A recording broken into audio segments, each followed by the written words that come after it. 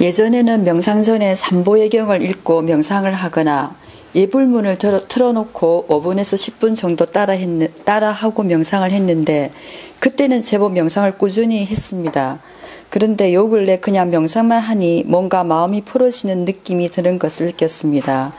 예전처럼 명상 전에 삼보예경을 하거나 예불문을 읽고 나서 30분 정도 명상을 하는 것이 신심을 더 일어나게 하는 것이라 더 나은 방법일까요? 그게 잘 되면 그렇게 하면 됩니다. 뭐든지 잘 되는 게 좋은 겁니다. 자기한테 사람마다 또 결국은 부처님도 보면 가르침 자체가 아주 실질적인 분입니다. 괴로움을 소멸시키는 실천적 방법론을 설하신 분이에요. 기본 그 틀은 알아야 되겠지만 적용하는 방식은 여러 가지가 될 수 있는 거예요. 근데 아까 말씀하셨다시피 거기서 얘기하셨다시피 우리 의식 같은 게 있잖아요. 뭐 경전을 독송한다거나 예불을 한다거나 이런 것들이 그게 존재하는 이유가 있습니다. 결국은 우리가 종교적 신심이랄까 믿음, 감성 이런 걸 일으키거든요. 근데 그게 보면 필요합니다. 수행이라는 게 보면 사람들 오해하는 게 이게 머리로 그냥 막 이성적으로만 하는 게 아닙니다. 결국은 수행을 통해서 마음을 훈련시키는 것이고 지혜라는 것도 보면 결국은 이 머리로서 탁 이해하는 게 아니라 결국은 지혜라는 것도 머리로 이해하는 게 가슴까지 완전히 내려와야 됩니다. 내려와야지 탐진치가 사라진 통찰이 생깁니다. 여기까지 내려오는 건 사실은 이 감성이 결합이 돼야 돼요. 그리고 보통 이제 의식을 통해 생기는 믿음이나 이런 감성들이 보면 수행에 있어서도 필수 요소입니다. 그래서 깨달음에 이르는 5가지 힘에서 오력이 있습니다. 오력에서도 첫 번째 나오는 게 신입니다. 믿음입니다. 5가지가 믿음, 정진, 마음챙김, 삼매, 치애 이렇게 되거든요. 그 중에 첫 번째 나오는 게 믿음입니다.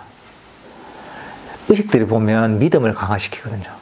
평소에 여러분들 신심이 잘 안 일어나도 예불 같은 거 하면 신심이 일어나잖아요. 그죠?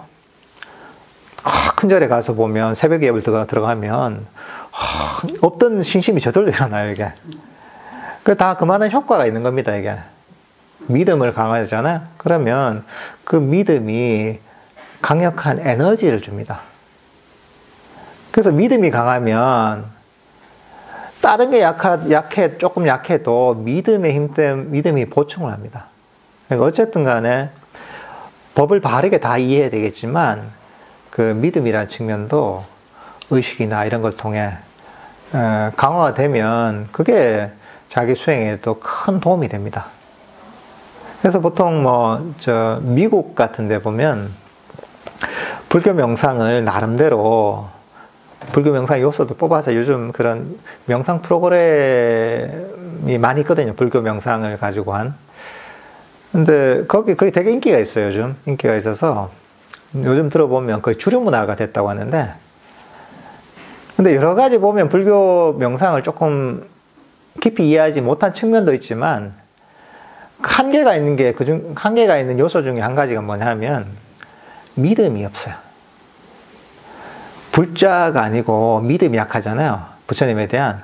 그냥 그런 거죠.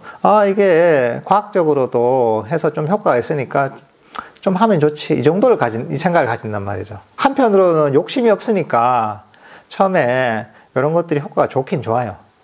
욕심이 없으니까. 기대하는 게 크게 없으니까. 근데 보통 깊이 못 들어갑니다.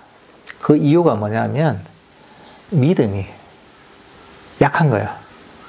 그러니까 기본적으로 한계를 지어놓고 하는 경우가 많죠. 그러니까 그게 거의 최대치가 어느 정도냐 하면 일상에서 이제 스트레스를 줄여주고 일상이 편해지는 정도가 보통 거기서 하는 거의 최고치예요. 근데 그렇게 될 수밖에 없는 이유 중에 한 가지가 뭐냐면 믿음의 요소가 약해서, 믿음의 힘이 약해서 사실 그런 거죠.